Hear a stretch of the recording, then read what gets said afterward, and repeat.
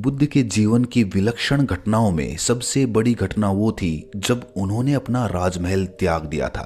बुद्ध की मजबूरी सोचकर मैं कई बार परेशान होता हूँ और फिर मैं सोचता हूँ कि काश यशोधरा जैसा व्यक्ति तो सबका होता। बुद्ध की सच्ची कहानी क्या है शायद किसी को नहीं पता। मैं जिस कहानी की बात कर रहा हूँ, मैत्री शरणगुप्त नाम के एक बड़े प्रसिद्ध कवि ने यशोधरा नाम की पुस्तक में वो कहानी लिखी है। भूमिका में जिक्र किया है कि बुद्ध बचपन से ही थोड़े से वैरागी किस्म के व्यक्ति थे। उनकी कुंडली देख के ज्योतिष ने भी बताया था। माता पिता बहुत परेशान थे। शुद्धोदन उनके पिता का नाम था। माता पिता ने बहुत कोशिश की कि इस बच्चे का मन विरक्त ना हो। अच्छा महल बनवाया, सारी सुख सुविधाएं दी।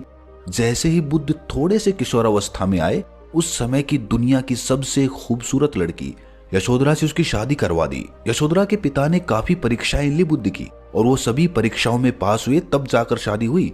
ऐसे नहीं हुई थी शादी। तो बुद्ध भी कुछ समय तक तो उस जीवन में ठीक तरह से रमे रहे। कुछ समय बाद उनको बेटा हुआ जिसका नाम राहुल रखा गया। अब बुद्ध की विरक्ति का भाव बढ़ता जा रहा था। 29 वर्ष की उम्र के आसपास ऐसा हुआ कि उन्होंने एक मृत व्यक्ति को देख लिया। एक बूढ़े को देखा, एक भिखारी को देखा, बीमार को देखा और विरक्त हो गए। और उनका मन करने लगा कि घर छोड़ दूं, ज्ञान की खोज में चला जाऊं। अब ज्ञान की खोज में जाए, उनको पता है कि भाई मेरी पत्नी है, मेरा बेटा भी है, राज्य भी है, कैसे छोड़ दूं? और छोड़ना जरूरी है। अंदर की आवाज है कि छोड़ो, तुम इस चीज के लिए नहीं बने हो। तुम्हारा स्वधर्म कुछ और है। बाहर की जिम्मेदारी है कि छोड़ नहीं सकते। मैं अनुमान करता हूँ कि शायद अपने पिताजी से कहा हो कि पिताजी मैं बहुत परेशान हूँ, छोड़ना चाहता हूँ। तो पिताजी ने समझा बुझा के मना किया हो कि बेटा शोभा नहीं देता, ऐसा मत करो। हो सकता है पत्नी से भी बात की हो। पत्नी ने भी कहा हो कि ये क्या बात हुई, हम सबका जीवन तुम्हारे भरोसे है। बच्चा भी है, अभी बिस्तर से भी नहीं उतरा, अभी तो चलना भी शुरू नहीं किया, तुम ऐसी बात कर रहे हो। इसका जिक्र इतिहास में नहीं मिलता कि ये बात हुई कि नहीं हुई। और एक दिन बुद्ध ने तय किया और वो आधी रात को पत्नी और बेटे को सोता हुआ छोड़ के चले गए। इसको बौद्ध परंपरा में महानिष्क्रमण कहते हैं, बुद्ध का अपने घर से निकल जाना। अब बुद्ध चले गए, लेकिन मैत्री शरणगुप्त यशोधरा के नजरिए से बुद्ध को देख रहे हैं।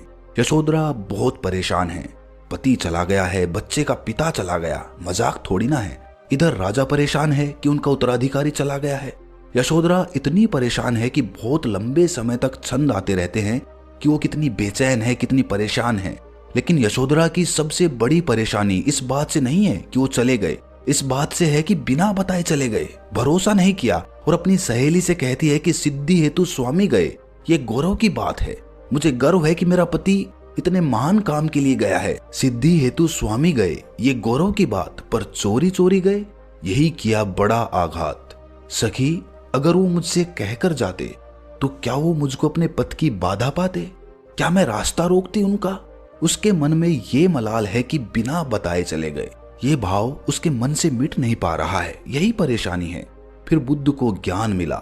6 साल की तपस्या के बाद बोध गया में बुद्ध वट वृक्ष के नीचे ज्ञान प्राप्ति करते हैं। बात फैल गई। जो 5 शिष्य बुद्ध को छोड़कर भाग गए थे उनके बुरे वक्त में, उन्हीं 5 को बुद्ध ने सबसे पहले ज्ञान दिया सारनाथ में, जिसको धर्म चक्र प्रवर्तन कहते हैं। बुद्ध की ख्याति बढ़ने लगी थी। शुद्धोदन अपने बेटे के पास कई लोगों को भेजते थे, ये कहने के लिए कि भाई यहाँ भी आओ, हमसे भी तो मिलो। बुद्ध का ऐसा प्रताप था कि उनके पास जो भी जाता वो बुद्धम शरणम गच्छामि हो जाता, वापस ही नहीं आता। तो फिर शुद्धोदन ने बुद्ध के बचपन के दोस्त को ये कहकर भेजा कि भैया मैं जानता हूं तुम वापस नहीं आओगे, पर प्रभावित होने से पहले बोल देना कि पापा याद कर रहे थे।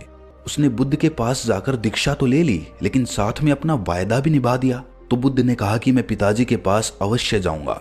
और वो अपने कपिलवस्तु, जो कि उनका अपना इलाका था, वहां पर पहुंचे।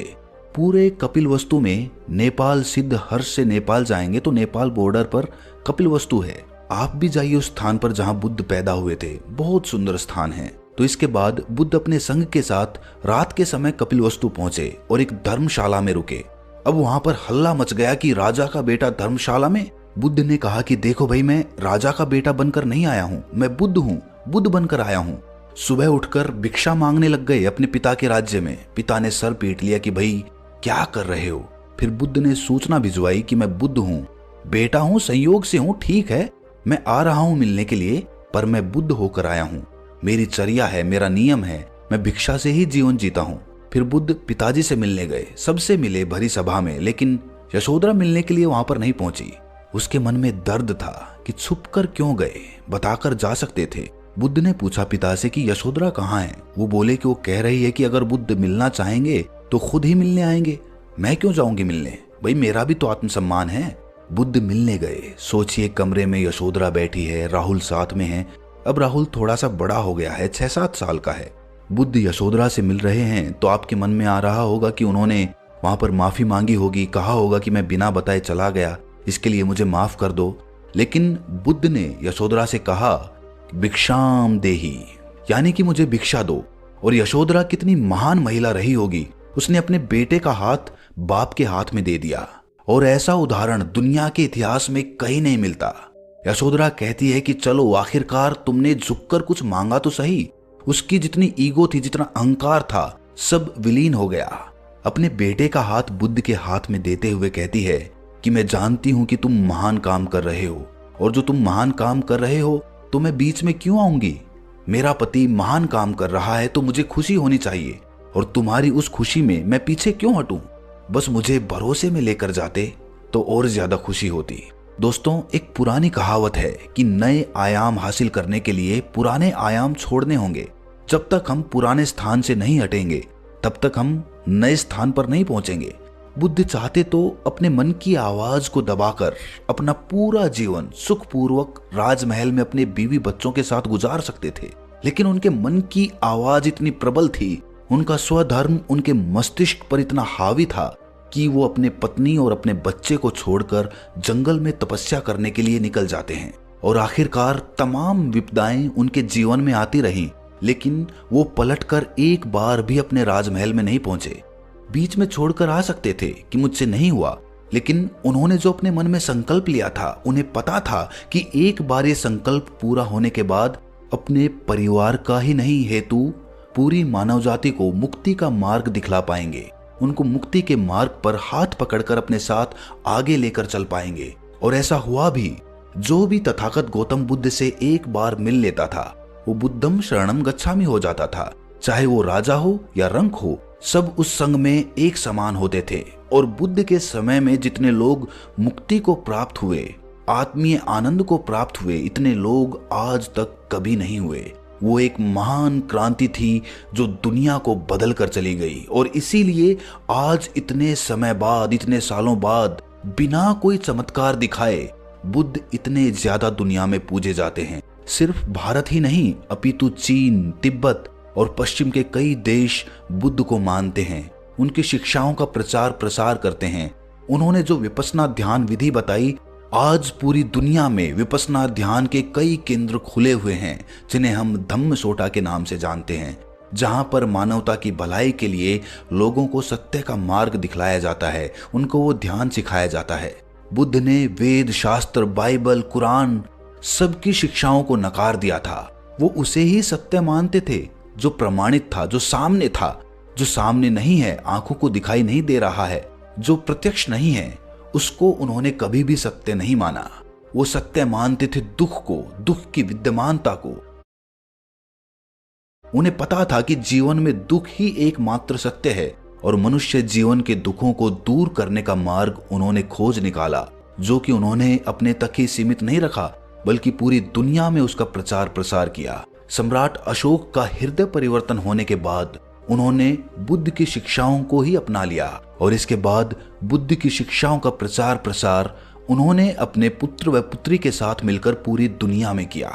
बुद्ध ईश्वर को नहीं मानते थे। उनका मानना था कि कर्म ही प्रधान है। जो कर्म हमने किए हैं उनको कोई ईश्वर बदल नहीं सकता है।